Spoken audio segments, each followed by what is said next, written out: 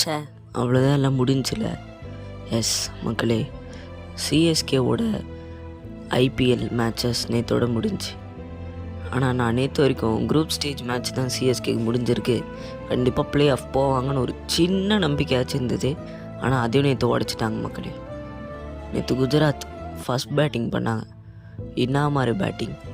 சுதர்ஷன் போனால் கில் அடிக்கிறாரு, கில்லு போனால் பட்லர் அடிக்கிறாரு, இந்த மாதிரி வந்துக்கிட்டே இருக்காங்க.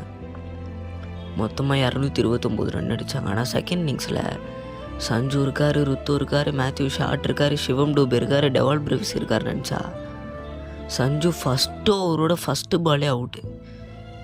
சரி, ருத்து இருக்கார், ருத்து ஓரளவு ஸ்டாண்டிங் பண்ணி அடிப்பார்னு பார்த்தேன்.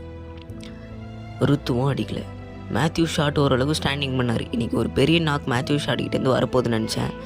அவரும் ஒரு 30 ரன்ஸுக்குள்ளேயே அவுட் ஆகிட்டார். சரி, கார்த்திக் சர்மா ஒரு நல்ல ஒரு பேட்ஸ்மேனு, ஸ்டாண்டிங் பண்ணி அடிப்பார், இவர்கிட்டேருந்து ஒரு பெரிய நாக்கு வரும்னு நினச்சா அவரும் அவுட் ஆகிட்டார்.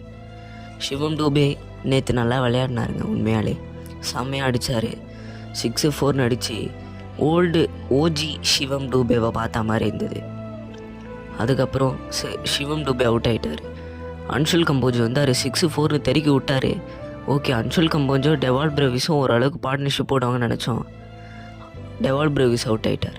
சரி, அன்ஷுல் கம்போஜும் 100 ஆகும்போது ஒரு பார்ட்னர்ஷிப் போடுவாங்கன்னு எனக்கு தெரிய.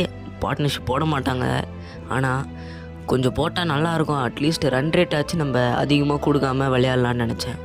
ஆனால் அன்ஷுல் கம்போஜும் அவுட் ஆகிட்டார். 100 ஆகும்போது அவுட் ஆகிட்டார். ஸ்பென்சர் ஜான்சன் வந்த ஃபஸ்ட்டு பாலே அவுட் ஆகிட்டார். அண்ட் சிஎஸ்கேவும் அவுட் ஆகிட்டான். வெறும் 140 ரன்னுக்கே சுருண்டாங்க மக்களே. எஸ், 89 ரன் வித்தியாசத்தில் ஒரு பெரிய மார்ஜினில் சிஎஸ்கேவை தோக்கடிச்சாங்க குஜராத் டைட்டன்ஸ். அவ்வளோதான், இதோட சிஎஸ்கேவோட கேம்பெயின் முடிஞ்சு. ஸோ நெக்ஸ்ட் இயர் கம்பேக் கொடுக்குறோம். தோனியோட அந்த 6 தெறிக்க வர்றதை நம்ம பார்க்குறோம் மக்களே.